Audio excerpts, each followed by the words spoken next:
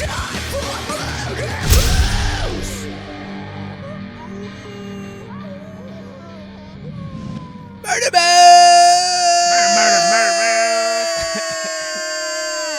I'm just praying my machine doesn't blue screen on me during this. Just saying it out loud is enough that it's going to happen. Just knock on your head. It's fully made of wood. I know it. There, he did it. Brain damage. Welcome all. Welcome back to episode 137. I can't. I said one episode. This is only the only one episode. You need to fucking be for. What? I'm a broken human being. It's official. It's official. I'm broken. I think we're all broken. I think like everybody on this podcast this month has had a hell of a ride. Yup. Yeah. It's something. But we're still doing great. We're still out here doing stuff. We are, and we're part of the Slash and Cast podcast network. It's in the game. Oh, that's what I said last night. It's in the game. It's in the game. Josh, it concerns me that you have to tell her it's in. Oh. It's in the game. Welcome, you beautiful people, back to this shit show. We are here, and we're going to talk about Slither in a little bit, but how are you two? How are you, Ken? I am excellent.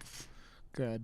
I know you've been... I woke up at 4 a.m. thinking it was time to get up and tried, and then by 5 was like, I'm an idiot, and went back to sleep till 6:30. That will happen. I'm at the point where like I usually get up to pee in the middle of the night at least once. Oh my god, the old fart. I know, I'm old. I also you sound like a grandpa.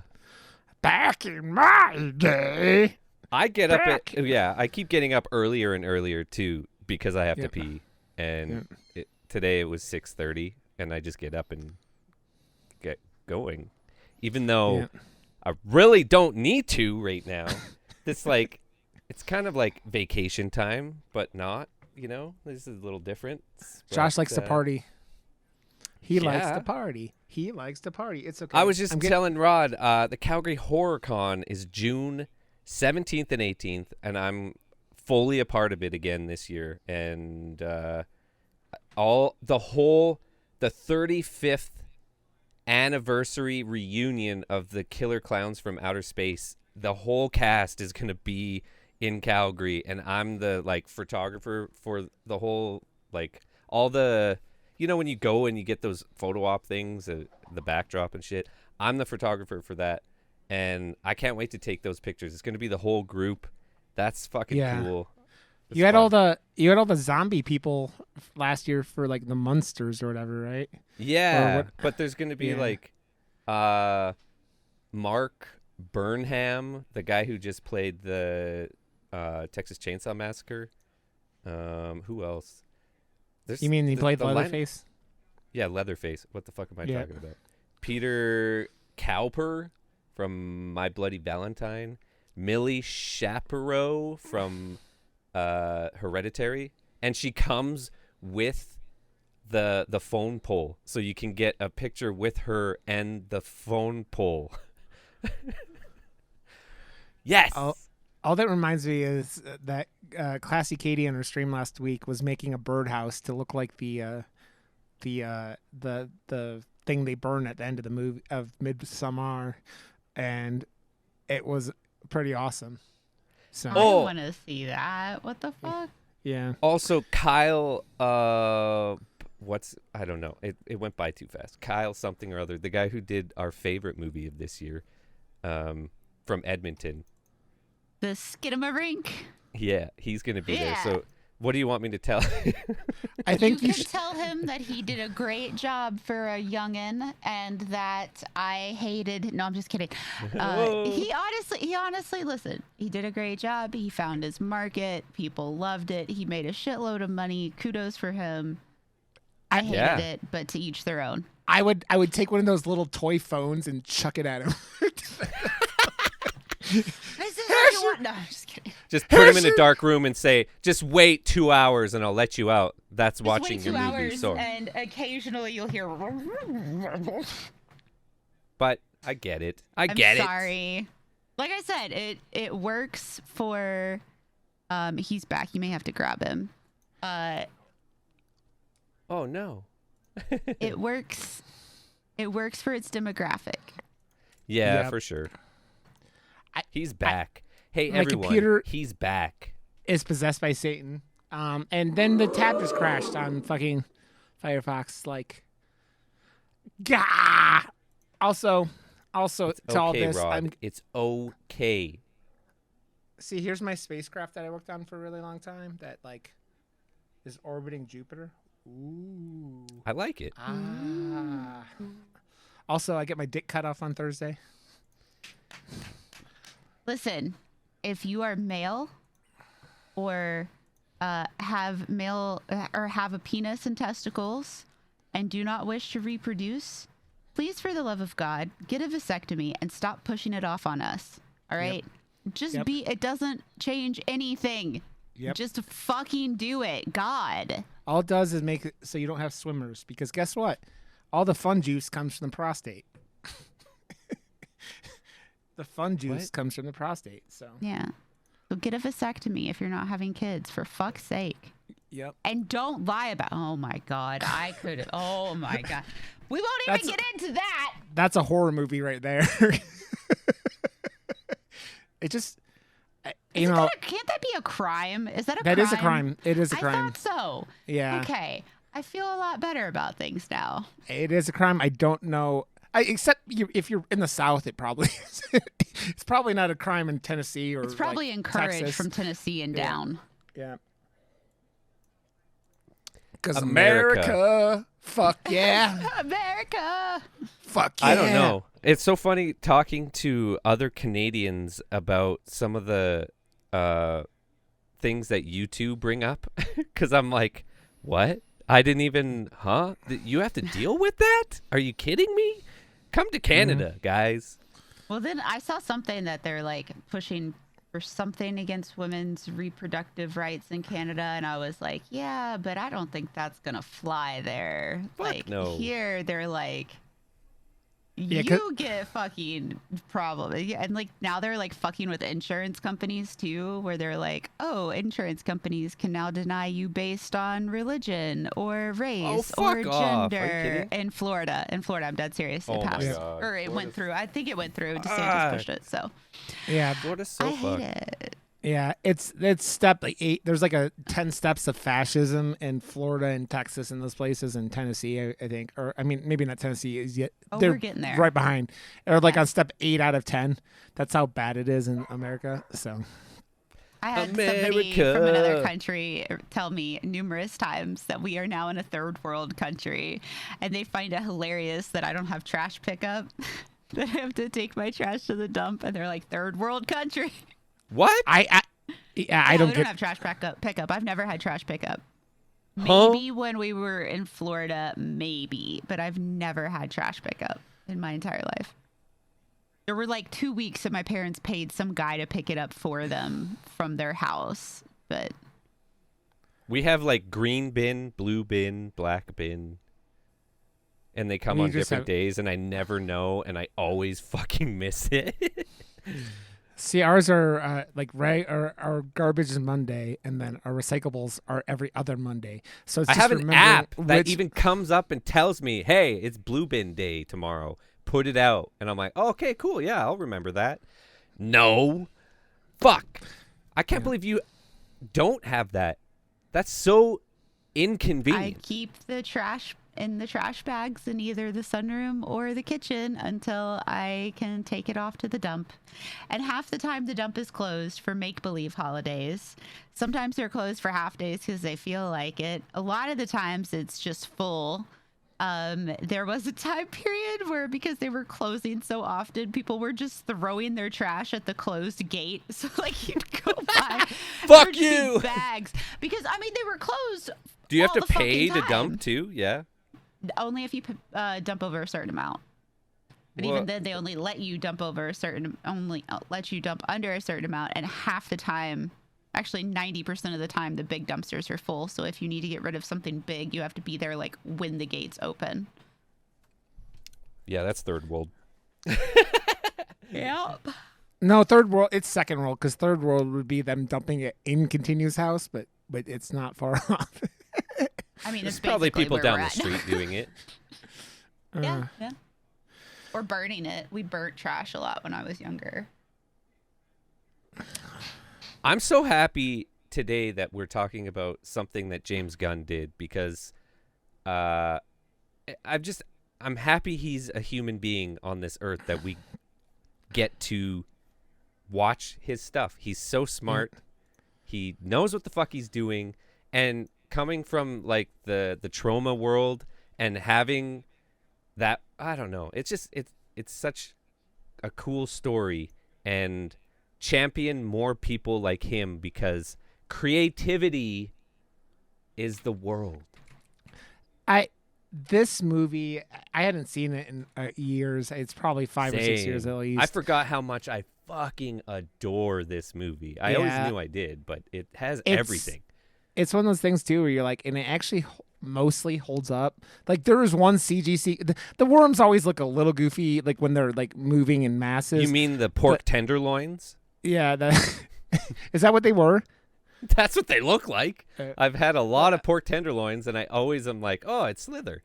The only sequence in this entire film, though, that made me go, oh, my, the CG is when Grant, Michael Rooker, like, books it, and the CG just looks, like, so bad as he's, like, running away really fast. But, yeah, let me read the synopsis as we dive into this. We are doing Slither from 2006, James Gunn's first directorial movie. And it reads as follows. A small town is taken over by an alien plague, turning residents into zombies and all forms of mutant monsters. He did a bunch of trauma movies before, though. I mean, but like his like first Hollywood movies, right? Like trauma. Like, so if you look at it, his like directing, go back, and you see Slither in 2006. So he's got TV series and like PSA stuff for trauma, but like his first full length feature is Slither. So he did the Traumaville Cafe as a TV series, Hamster PSA director short, Sergeant Kabuki Man public service announcement is a TV short, Trauma's Edge TV and the TV series. And yeah, so it's, and so there's the next thing he did. And because, if you didn't know, his Trauma is run by Lloyd Kaufman. Yeah, Lloyd Kaufman, who's in this movie as a sad drunk. Yeah. And was in all of, like, he's in, like, the Guardians movies. Like, you see him in the third one. He's such a nice at the dude. beginning. Yeah. He's been to the Calgary Horror Con, I think, like 3 times or something. And he looks like he's about 5'0" also. Yep. And he's like the tiniest dude in the world. Also, my wife was watching she was watching the Dungeons and Dragons movie over the weekend, and I didn't put two and two together. That Did you watch I it? liked it. I saw it before, but nice. I liked it. I still gotta watch it. It's the little girl from It is in it, and I didn't realize that was her, but then I was like, man, she's little. And we looked it up, and she's like 5'0". She's like 5 foot. So she is a little lady. She's a short girl, but yeah, I was like, where do I know her from? And then, yep, it's the most disturbing sequences in all of chapter 1 of It. So, yeah. It's funny, man, because I feel like that as a really high quality director in Hollywood, you use the same actors over and over, the ones that you know you can trust. And this was the start of him using Nathan Fillion and Michael Rooker. And I didn't see without his James brother. Gunn, Michael Rooker, I don't think would have half as many of the cool fucking roles he has for sure. Man, Michael Rooker. I love will him, always, but he'll always be to me. Say, would you like a chocolate covered pretzel from Mallrats? I love Mallrats. Man. So good. And the asshole TV director and the father of the Jason Lee's girlfriend in that film, right? So that was always like my introduction to Michael Rooker, and now I see him and I'm like, I'm Mary Poppins, y'all, and this is because of Guardians too. But he's wonderful, and it's just like he went from this to Super, which is that movie is It's good, so dark. It's so dark. It's like one of those movies you're like, okay, I saw that. I ain't going back to that. It's like, it is like. It doesn't make you feel good. No, it makes you feel real bad. It makes you feel like it's that. That's when I knew James Gunn understood, like really getting a reaction out of an audience and like sitting in the not so good feelings of. Like it's hard. It's a hard thing to. Ari Aster is like the master of that. Like here's something really uncomfortable. Now sit in it. What does it smell like? Do you like it? I know you don't like it. Fuck you. I don't care. And James Gunn did that a little bit, but Ari Aster like really fucks with you with it. Yeah, I mean, we talked about Midsommar and that opening sequence in Midsommar with the parents and the sister is one of the hardest to watch scenes. And it's funny because I was watching a YouTube video on What Culture Horror the other day, and it was like 10 of the most like hard to watch scenes in horror. And Josh, one of them was the sadness and the eyeball, eye hole fucking scene, and then the Midsommar was one of them. And I'm like, I think honestly the sadness has the most of those scenes stacked in one movie, and that's why it's just like you can't recommend it unless someone comes to you and is like, give it to me. It's like, okay, I got it. Yeah. Here you go. But that imagery clipped of if you're not watching the video, Josh was doing this whole thing with his fingers that was very like gropey looking. It was great. He reminded me of when Robert Englund goes full like creepazoid mode. Like you were very Robert Englund there. Like I have his hook nose, so you know. Yeah. But it just showed like so like as a filmmaker, getting a reaction on your audience, right, is like number one. Like it's why I say it all the time on here. The worst sin any film can have is being boring.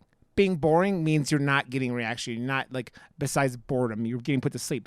And it's literally like, I would rather watch fucking The Room 10 out of 10 times over a boring film like The Mummy with Tom Cruise, because the Mummy with Tom Cruise might be like, you know, got a 10 times the budget and all these special effects and everything, but that film is fucking boring and it falls apart and it's terrible. The Room is terrible. It's a terrible movie, but everyone in it Tommy Wiseau loves making movies, right? And he's, you know, whatever.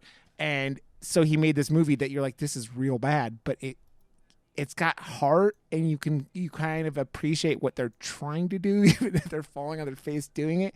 And you can see James Gunn like he knows how to make and it's funny because like you go and get Nathan Fillion, who was like an internet darling, right, and like, you know, does all this stuff, and it's just by far this is way earlier in Elizabeth Banks's career, right? She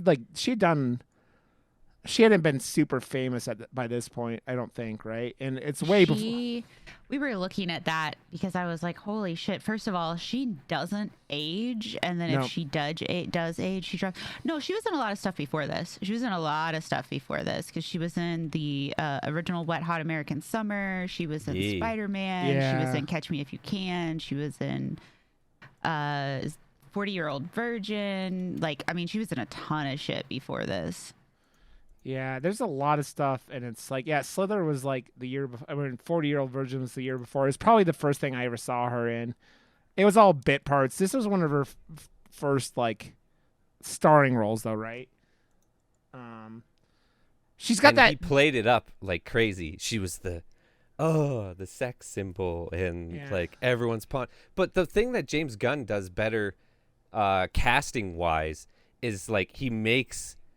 It's not just like a Hollywood cast. Like every extra and it felt like this town was more real because everyone was super like of that, you know, look and feel too. Well, you know, you figure out, if you didn't know, James Gunn's from this little redneck town, and I don't know, I think he's from outside of St. Louis in Mississippi, right?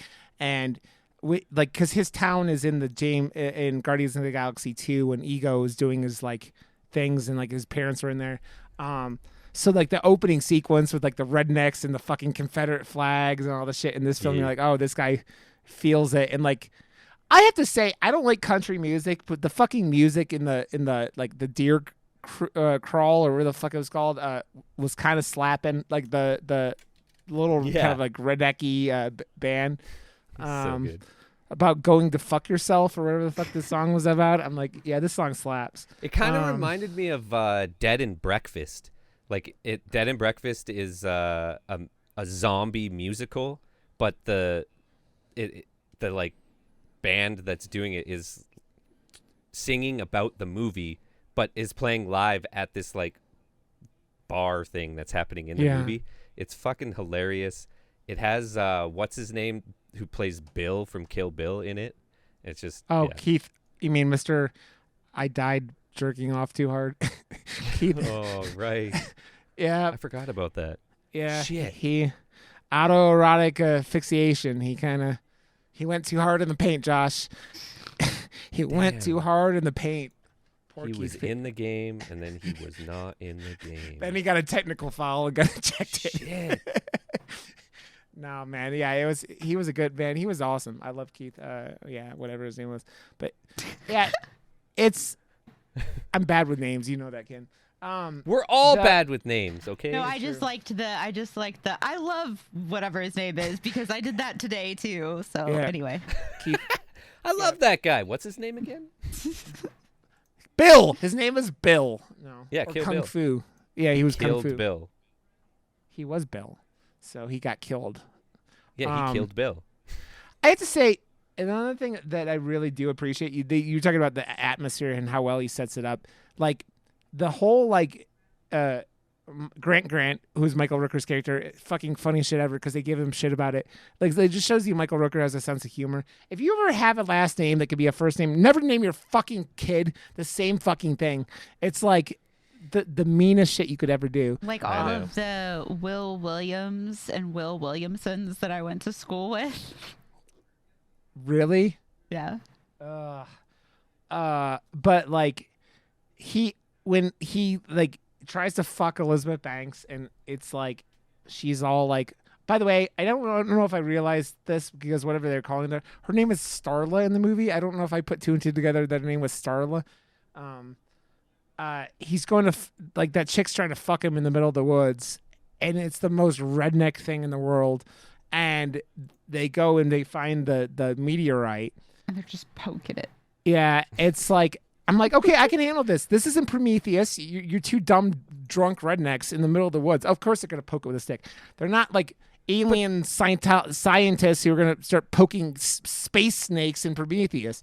The thing that he does so well in this, though, is he makes this movie and takes every single trope that you could and layers them thick and makes this movie feel like a comic book movie. Yeah, and it's very B movie.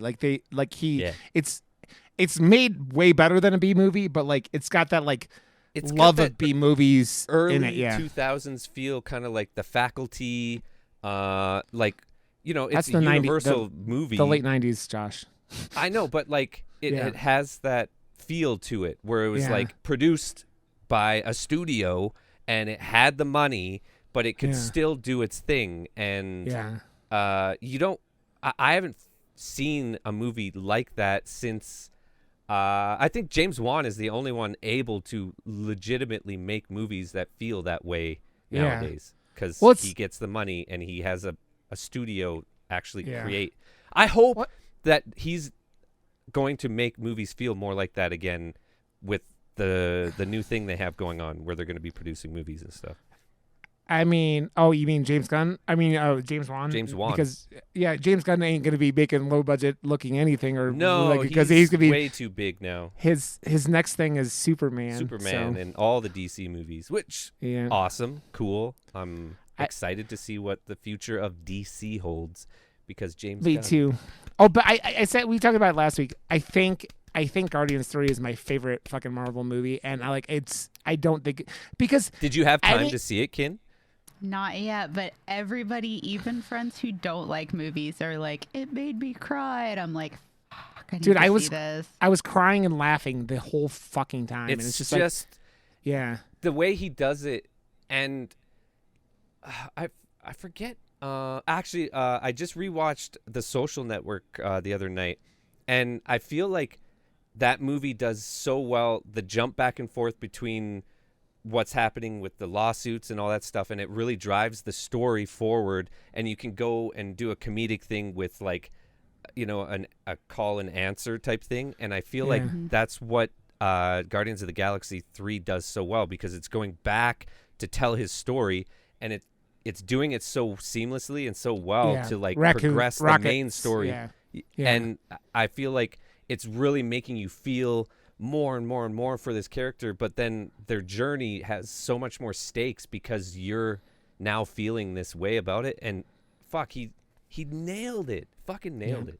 Dude, it just shows you like, because he can make any character like relatable and lovable. He's done it enough times. Like his Suicide Squad is fucking fantastic. If you haven't seen it, it's so King, fun. he nailed King. He nailed King Shark. Polka Dot Man was the best fucking character in that whole movie, I think, besides like King Shark, and like just this goofball like Peacekeeper. Yeah, but the ending of that is like Peacekeeper. That's why the TV show is kind of a redemption arc for him, because of like how he ends that movie. You're kind of like, this guy fucking sucks, even though John Cena is fucking awesome doing it. But like, yeah, it's like Polka Dot Man. You feel good for like about the whole time. You're like, this guy's fucking awesome. So that's why like you take these. He tells stories about characters, even like when. Like, he doesn't need known characters, right? He made you care about every character in that movie, and most of them were new. Like, the only ones that were like really carryover were like Harley Quinn and is there anyone else that really carried over? Amanda Waller and the guy, the generic action man dude who was in it. But yeah, it's just like.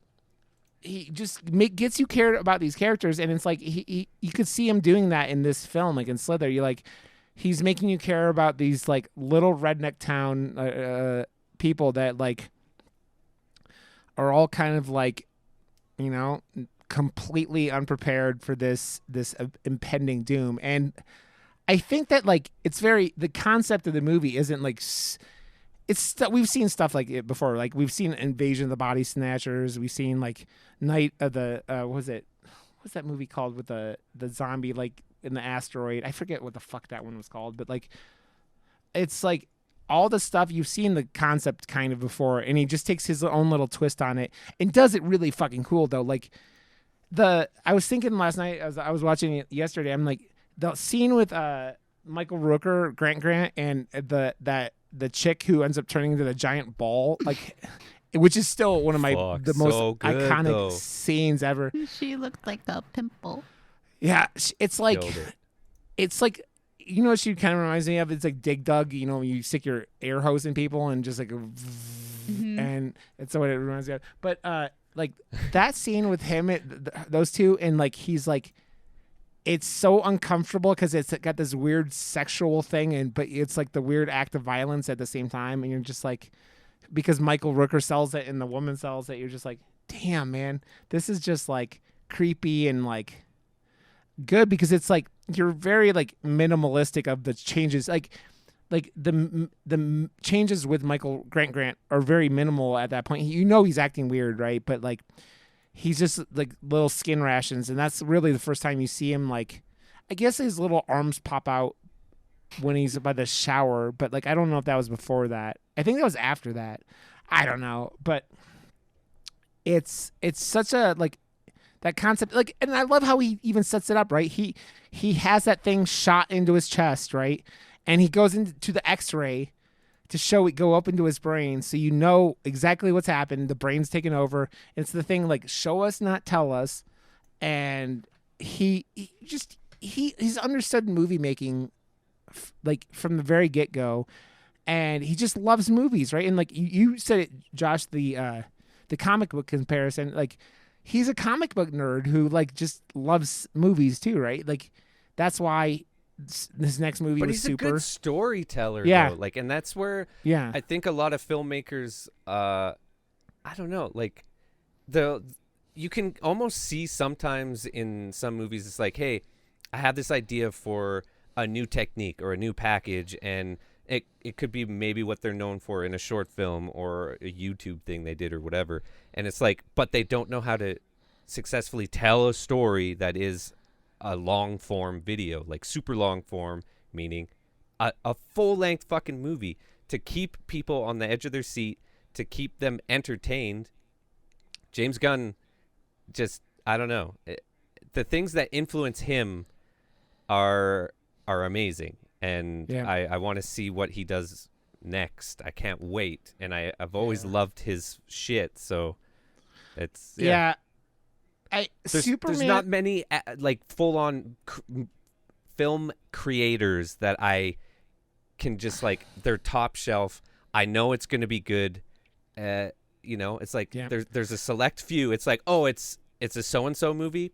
Fucking doesn't matter. Don't need to see a trailer. Don't need to know anything about it. I'm going to go see it because I know I'm going to fucking have a good time. That's him.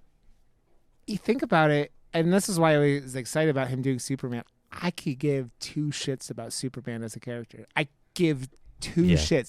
He's a fucking boring character most of the time, and especially in the movies. Like, I think Smallville might be my favorite version of the character because he's like, we know he's not up his powers. It's kind of hokey CW stuff, right? But like, it's still like, it tells that story. And like, Ken, are you more like a DC person or a Marvel person? Marvel. Yeah. I like Harley, and I like some DC characters, but I don't like Superman. Wonder Woman's cool. Batman's okay, but I definitely prefer Iron Man. yeah. I wish Definitely more Marvel. It's because DC has a lot of characters, but they're all like gods and stuff, and They're all generic, and they're all like, Superman is so boring. Yeah. Like, I don't know. That's why it's the whole like Boy Scout thing, right? It's like the whole like, it's why Batman is like, you're gonna go into heroes.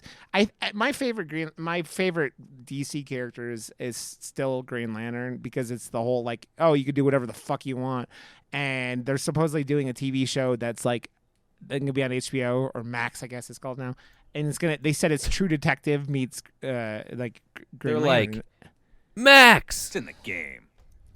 I don't. But yeah, it's the thing with DC that like it's actually, I think it's funny most of the time is their villains whoop the shit out of Marvel's villains most of the time, and it's like it's like you look at DC and you're like, oh, okay, they got Joker and Lex Luthor and like all these characters, and you're like, and Marvel has had like, look at all the years that they've had, right? They've had like Thanos is like the one thing that you think of all the time, right? Or like it's all the stuff. It's because I still think that the best villain in any Marvel movie was Wakanda, like Black Panther, the first one, and that the best developed villain. So like, fucking James Gunn understands that, and he'll embrace these characters, and he's going to make them. That's why he did the Suicide Squad, because they're like, you could do whatever the fuck you want. He's like, I want all these weirdo like villains. They're like all like D-list villains, and just do something cool. And he could do Starro, and I fucking love that. I need to go watch that movie again. But he tells a story about, like you said, Josh. He's a storyteller. And he fucking makes characters you care about. That's why Guardians 3 is so fucking good, because you have 3 films of you being invested in these characters and caring about them and the plights they're in. That's why the first time I ever cried at a Marvel movie is We Are Groot at the end of the first Guardians, and it fucking made me cry like a baby. So it's like, yeah, it's like he just knows how to tell a story, makes you care about things, and he knows what cute is. That helps. I mean, he's done some of the cutest characters in Marvel movies, like Baby Groot, like A tier quality, cute. But that year, I think Disney was doubling down on like their, I don't know, their marketing efforts on the cute game too, because Grogu came out around the same time as Baby Groot, and it was like, it was the Christmas frenzy from Disney. Yeah. Well, dude, that fucking scene in Guardians 2 with him like poking the nuclear bomb or whatever is Yes. one of the cutest Yes. things ever. It's like yes. You transition it. It's to like the Grogu scene on The Mandalorian where he's trying to get him to fix something, and he's like, "Now you put that cable with that cable," and then Grogu shocks himself. It's the same kind of bullshit, like just a fun, cute setup, right? And yeah, James Gunn, he understands all the. It's like we don't have like how many filmmakers are doing stuff like on that level. Of all the people who are doing stuff, you like think of what's his name, the guy who did Iron Man 1 and 2, John Favreau. Belushi. Favreau. No, not John Belushi. And you're like, he understands it because you see what he's doing with like the whole Star Wars, like all the live action, right? And he set the base for the Marvel Cinematic Universe doing Iron Man. So it's like there aren't that many directors that you're like, okay, it's they get it. They get it. There are a lot of people who get it, but it's weird, man. Filmmaking in Hollywood, a lot of the really artistic people are people like Quentin Tarantino, who are like the most like crazy nutso dudes in the world when it comes to so many aspects. Like how he's like, he's like living in Israel now, and like he's like, oh yeah, I'm doing one more movie. He lives in a shoe because he just He can't get loves enough. feet. He loves feet. Loves feet. So I think that the thing I'd forgotten about all the rotten meat in this film, like the rot. There's so much rotten meat. There's When a he lot goes of to real buy those- gross out shit in this. Yeah. When he goes to buy those ribeyes and he's like saying how many he wants, all I could think was, oh my God, that's like thousands of dollars today. Yeah. Oh yeah. Because he's like 4, no 8, no 12, no. I don't. What do you end up getting, like 14 or something like that? You're like, Yeah, but then he gets home and the back of his pickup truck is completely filled. Yes. yeah. He's like, okay, maybe I missed something. I have a question. What was he doing in the basement? Was he just making his own He was food? nesting. Yeah, he's making his Okay, nest. that's. I know you made a nest, but like when she goes down in the basement, right? There's just like the dogs and the raccoons and the foxes and shit and coyotes everywhere. But like, That's Rod's basement. I mean, I'm kind of in my basement, so I hope not. I hope not. Doesn't smell like that in here, does it? No. Really quick, while we're talking about the basement, can we please talk about the fact how it seems like in every horror movie we've watched lately, women do not understand how to break down doors. Like Elizabeth Banks' character understood to break the lock, but then the other girl, when she gets out of the bathroom and she's trying to get through, like she's busting the panel out, which I mean makes sense for you to be able to like reach in and unlock it. Why the fuck would you not just? I don't. She's more of seems the like- major trope, like that whole character. She's That's the only fair. nudity in the movie. She's the only like damsel in distress type character, like full on. Yeah. Because Elizabeth Banks has more to her, and Yeah. she can like defend herself and is that type of stuff. So I mean, I don't know. Yeah, he uses her because she's also she's probably like 19 or 20, right? Like in that she's like younger and like still lives at home with her parents and whatnot. But like I think she's the nudity part in Hollow Man too. Oh, man, don't you see Kevin Bacon's dong in that movie? I think so, or his veins. His veiny dong. Veins. Veiny dong. There was a point in the 90s where Kevin Bacon was just waving dong in a lot of movies, man. And I fucking power to it. Show your dong in the movie, they ask you. Just be like, I'm proud. Oh, I gotta tell you guys, I was at my vasectomy preview appointment last week, and the doctor goes, "Man, you took your pants off fast." I'm like, I don't give a fuck, dude. He actually said that? That's awesome. Yeah, he's like, Like, you what took do your you pants. expect? I know that we're not looking at my dick through my pants, so I think most people are nervous and are like, "Ugh," and I'm just like, "Bam! Magic Mike, this motherfucker! Here's my Bam! dick. Here's my dick." Just wait, I set my camera up over there. This is going on OnlyFans. Excuse me, Doc. I need you to sign this waiver. It just says that you are okay with your hands gripping my penis. No, I'm just kidding. Jesus.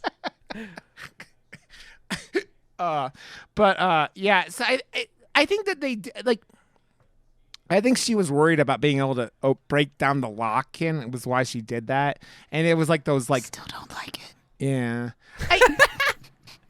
Because Ken also, you were talking about how many pounds you could bench press or deadlift today. You are a badass motherfucker, so you could deadlift more than I can.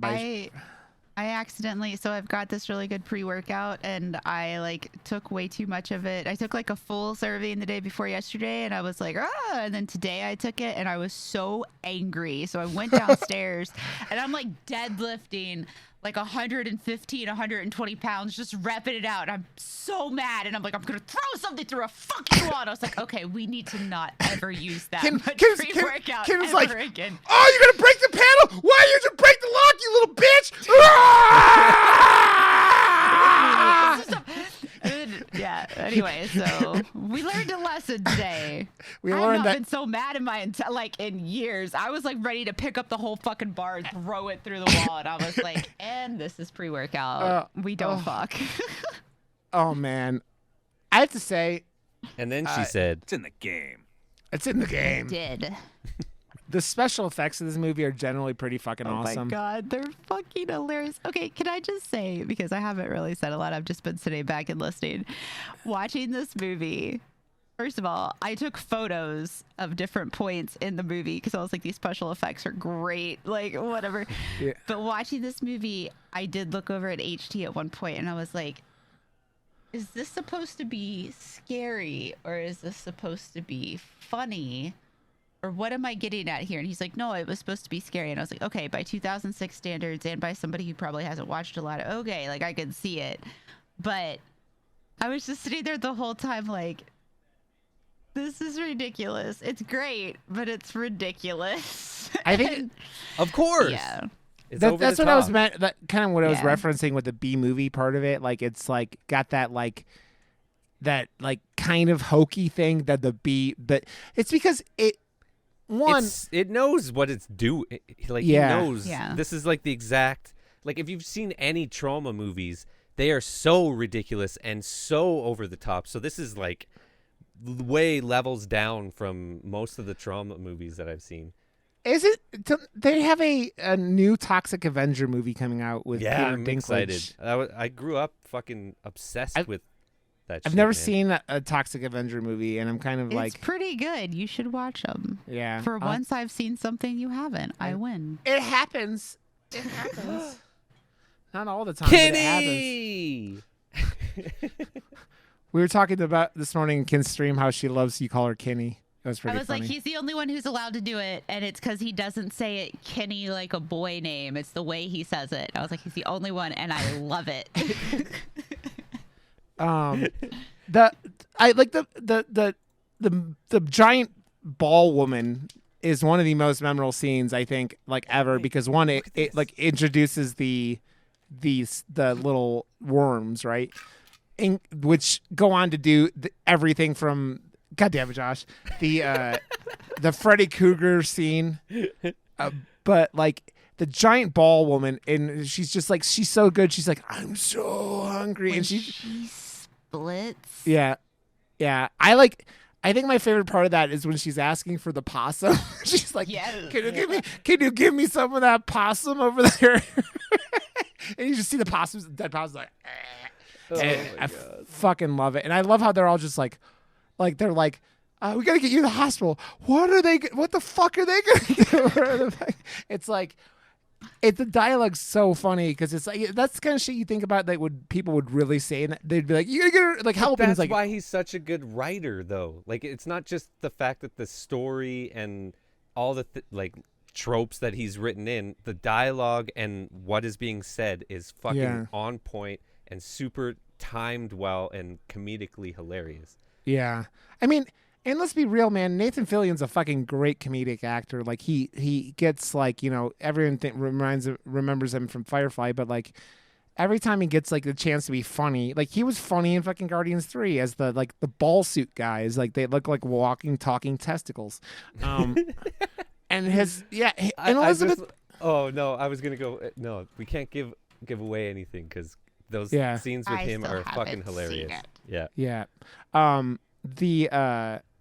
And Elizabeth Banks, man, she went. I mean, she's directing now. She directed Cocaine Bear, which we talked about a little bit ago, and fucking killed it. And like, she directed. I like that she's leaning into that world more than like, because I feel like her fame would be more in the like, what the fuck are those movies? The singing ones. Pitch Perfect. Yeah, Pitch Perfect movies. And I could totally see her going in that direction and being very, very successful with it. But the fact that she's going into the comedy horror world and like really leaning hard into it and making it like really a hard R movie was awesome. I love it. I didn't realize. It reminded me of this. I thought she had directed Pitch Perfect 3, but she didn't. She directed Pitch Perfect 2, which was the best movie out of the three. I didn't know that she directed Pitch Perfect 2. Yeah. That was her first direct. And then she did the Charlie's Angels movies, which my wife said she liked, but it seemed like generic. But like, I feel like the timing was off on those. Like it didn't matter who was attached to it or anything like that. It's those ones where it felt forced on the timing. It's like it doesn't matter if it was like your agenda or whatever. No one was asking for a Charlie's Angels movie yet. There wasn't that need, and it wasn't a change enough. Like if you're gonna do something that is franchised like that, and that it had been like 10 years or something, but still, whatever. If you're not gonna do like at least what 21 Jump Street did and really try to change it and make it something else, that's why 21 Jump Street worked so well and like really launched Channing Tatum's career and stuff and made him more of just handsome guy. He was now handsome, funny guy. Yeah, she's directed 3 full-length movies: Pitch Perfect 2, Charlie's Angels, and Cocaine Bear. And like, I've not seen Charlie's Angels, like I said, but like she picked it up really good, man. She picked it up fast, and it's like, it's that horror and comedy, man. Pitch Perfect 2 is I think I really like both. I love all those movies. Whatever. I don't like 3. 3 was like kind of painful, but like I can just. I don't know. Those are like one of those movies that I'm not ashamed to anyone to be like, I fucking love Pitch Perfect. Watch them. Have you seen it? Anna Kendrick is fucking dope. But have you seen it? I love her. Dude, she's such a she's one of those women that are like just actors in general. And like, I would love to hang out with her and just like, she was great on Hot Ones recently. She was just like fucking dope as shit. Who? Anna Kendrick. Oh yeah. She's another one I should add to my list of celebrities I want to be friends with. Yeah, oh, definitely. Female celebrities or just celebrities in general. She seems really like Dave Grohl. I want to be friends with Dave Grohl.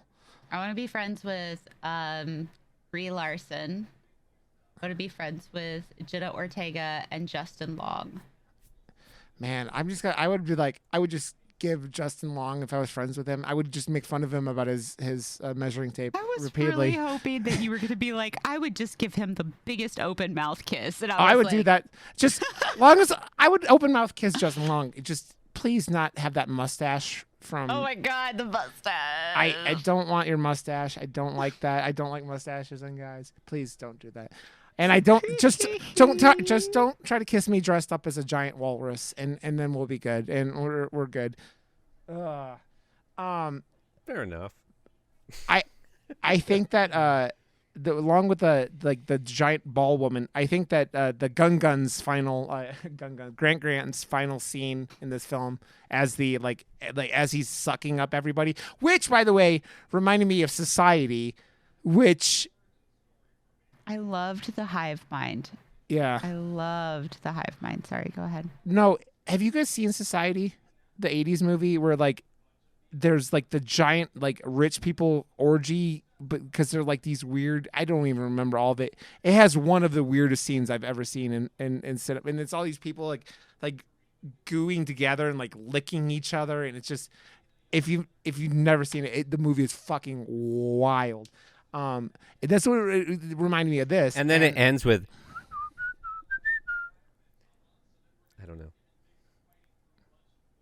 I don't get it, Josh, but it's okay. It's an Old Spice commercial, man. Oh, do. I just remember when Terry Crews was in all of those commercials, and now it's just that Dion guy from my boobies. Boo, boo, boo, boo, boo, boo, boo, boo. Dion from who used to be on like Conan, I think back in the day is where I first saw that man, and I love him. He was like one of the writers on there. Terry Crews is fucking hilarious. I love Terry Crews. I just love how he talks to himself about himself in third person all the time in Brooklyn Nine-Nine. But I saw a meme scene of him where someone was like, "Oh man, he looks like a fucking chewed up Tootsie Roll or something," and then he chimed in on it. He's like, "I can't unsee this." He's like, "I can't unsee this either," and I fucking agree. I loved him. I love Terry Crews. He was like the best part of all the fucking what are those movies called? What the fuck? Incredible. What the fuck are those movies called with Sylvester Stallone and Oh, it was just there. The Expendables? Expendables, there it was. He was like the best part of all those movies, and he wasn't even in one of them. He was still the best part.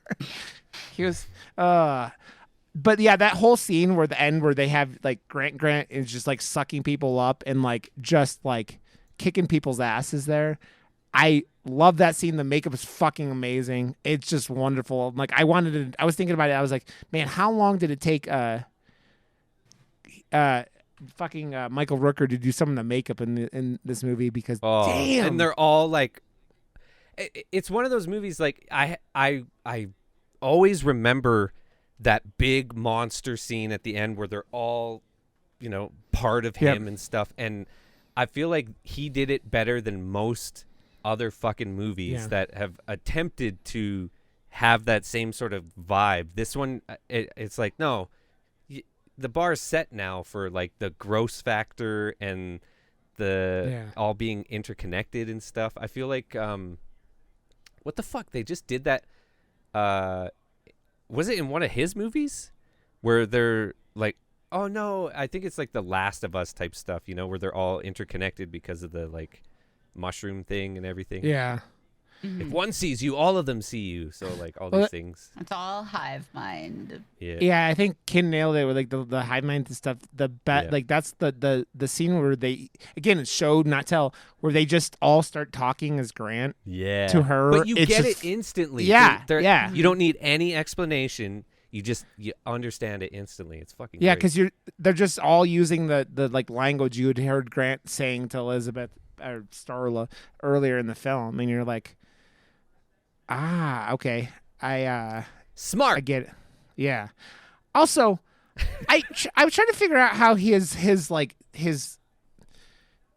tentacle. It was shooting out goo, right? Like Nathan Fillion got a bunch of goo in his stomach, which is fucked up itself. But like, and he sticks into the like the propane or whatever into its thing, and I'm like, I like that, and it's ingenious. I don't know if it was enough stuff to blow up like that. No, but it wouldn't have been, because it looked like that propane tank was like leaking for a while, right? Yeah. So whatever, it's the like, hey, look at this plot device, but whatever. It also stops it from blowing up the entire house and killing all our stars, right? It's funny because that reminded me of the end of Malignant, where she's like chucking the bed at the like when he chucks the couch at the nudity girl that you were talking about, and you're like, nudity girl. It's the similar vibes. Also, I want to say they don't do that in movies anymore. Yeah, there's another thing that James Gunn did, and you go, James Gunn is fucking hardcore. Most other directors, as soon as you blew up Grant, everyone else would have gotten up and been like, fine. And you blow him up like with putting the propane into him, and Starla shoots him, and boom, and then they walk out. And I think I remember the first time I watched it, and it'd been so long, I was like, I don't remember if they get up. I'm like, I don't think they do, and they don't. No one else. The body total in this fucking movie is. Mm-hmm. It's probably one of the higher, horror movies we've watched, because he kills a whole fucking town basically, But I also love like the first time someone gets shot in the head, and the slug Yeah. inside is still alive and goes like, I don't know.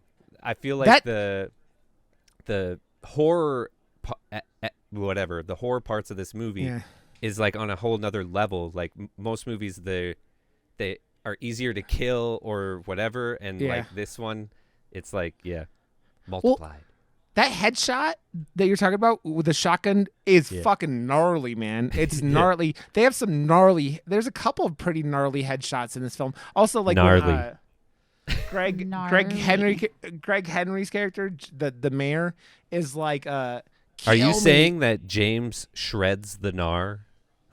Yes, he does. Nar.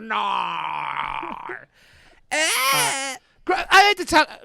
Greg Henry's character, Jack McRady, or whatever you say his name. That motherfucker always plays a scumbag, and again, he plays the scummy mayor that you're like, oh, this piece of shit. I feel like this is the scummiest he's ever played. Like he gets introduced by just it's like easy come, easy go, whatever. He's like fucking pissing off that little like swearing at a little girl like a fucking lunatic, right?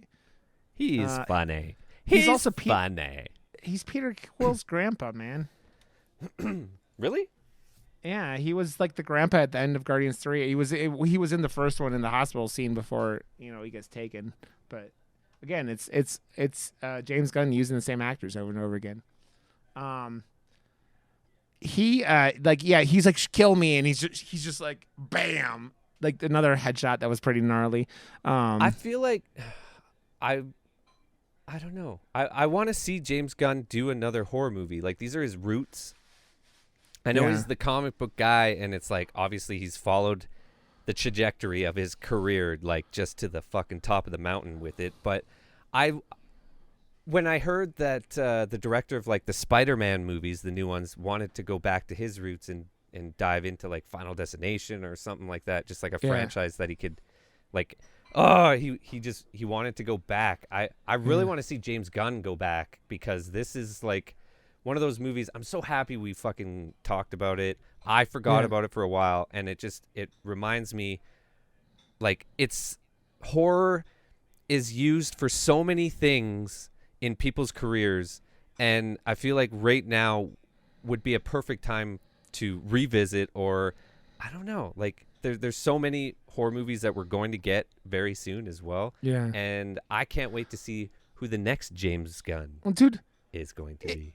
He's doing Superman, but man, you could do a lot with like let him do a Scarecrow movie, like just like a full on like Scarecrow's a villain of a film, and I don't even mean a Batman movie, like a full on like horror movie as the Scarecrow, or you could do the Joker as a real like fucked up shit kind of villain. Like there's a lot in the DC world. Fuck, man, you could do fucking like Crocodile, like have him do, like you could do a lot with a lot of these DC characters, and him, letting him, because he's the one making the decisions, he could go make R-rated shit. I mean, they just or did like Kin could watch Psycho Gore, man. Like a lot could happen, man.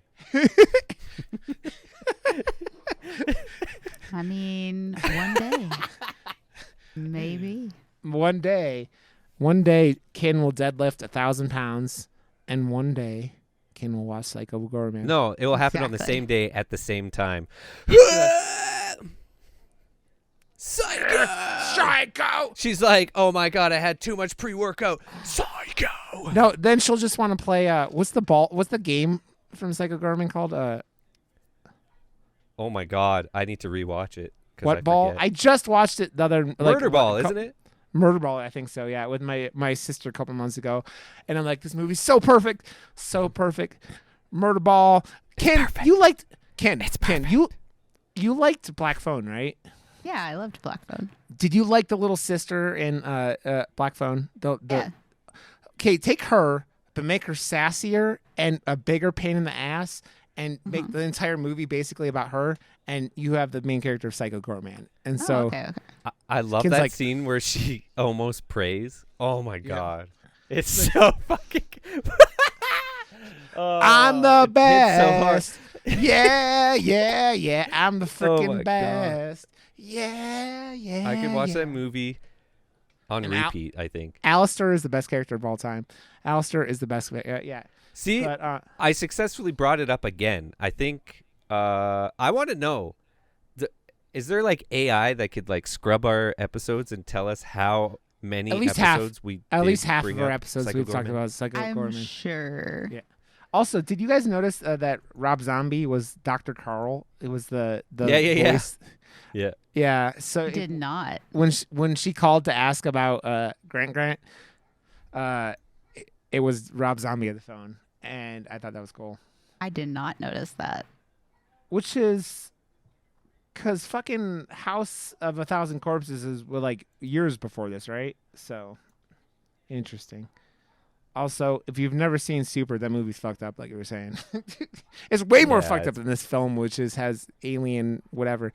Also, did you guys sit through have you guys sat through the credits of this film and the after credit sequence with the cat? I did not. So yeah, at the very end, a cat walks up and is like sniffing like the remains of Grant, and you see the little thing come out and it goes to black, and then you hear the cat goes, "Yeah!" And so basically they've implied that the master Slither thing has, too.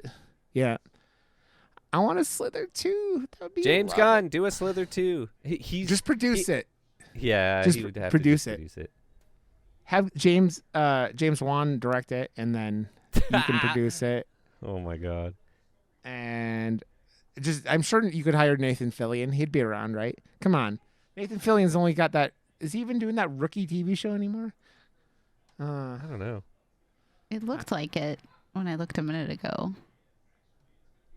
It says through 2023. So also Nathan Fillion's a fucking godsend. I was rewatching I was rewatching Big Mouth this weekend, and like when he's on, I don't even know if it's really him, but like Nathan Fillion's on there being like the little black girl with braces, like horny, Oh. like she's in love with him, and it's wonderful. That's who I always think of. That's what I always think of when I think of Nathan Fillion. I either think of Firefly or I think of Big Mouth with the little girl with the braces who's all like, "Oh, Nathan Fillion." And when she takes the glowworm and starts. Oh, it starts like humping it. Yes. I love that movie. Okay, are we going to do? I wanted to do High Tension. So do you guys want to do High Tension? Sure. That's fine with me. Josh, after your trauma of being too high and watching it, I want to see how you handled the How sober Josh is? Yeah. Okay. Next, Ken, I need you not to talk about watching High Tension on stream or anything, because Okay. I don't want anyone ruining the end of that movie for you, because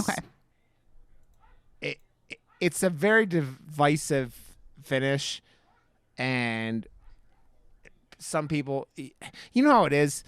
I want to be careful with that, because I want you going Someone in. will definitely do the thing. It gets brought up on YouTube video lists all the time, but yeah.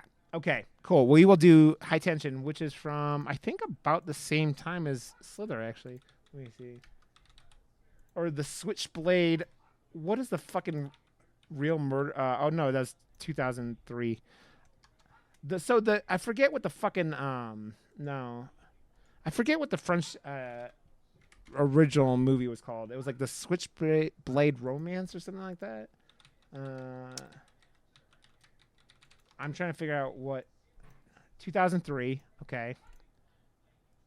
And I'm trying to figure out what the Switchblade. Yes, released in the United Kingdom as Switchblade Romance. Okay, I knew it was something like that. But that's 2003. So we're gonna do do some French horror. Which have we done any French horror up to this point?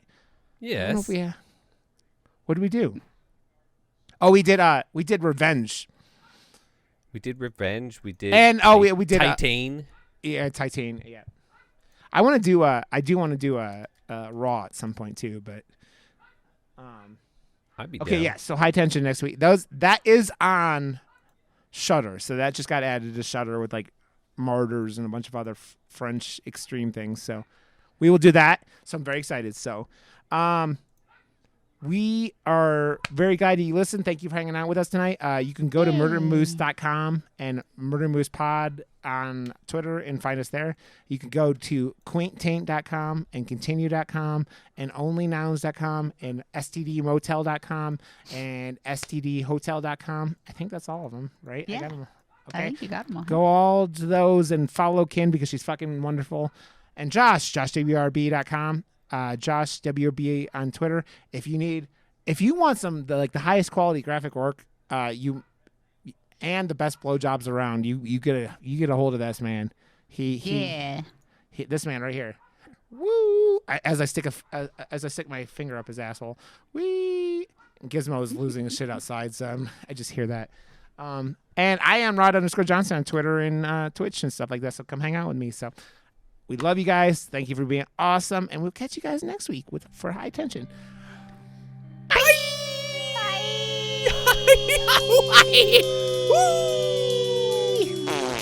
It's in the game. Hey.